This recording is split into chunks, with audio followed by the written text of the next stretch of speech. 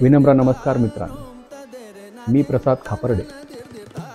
येणाऱ्या 11 ऑगस्टला संध्याकाळी 5:30 वाजता श्री संत ज्ञानेश्वर सांस्कृतिक भवन अमरावती येथे माझा स्वरमल्हार हा कार्यक्रम होणार आहे. आजचे लोकप्रिय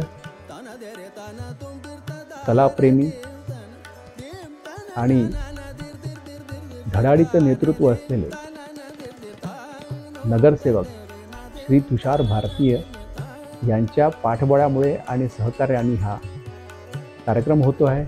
त्यासाठी मी त्यांचे खूप आभार मानतो.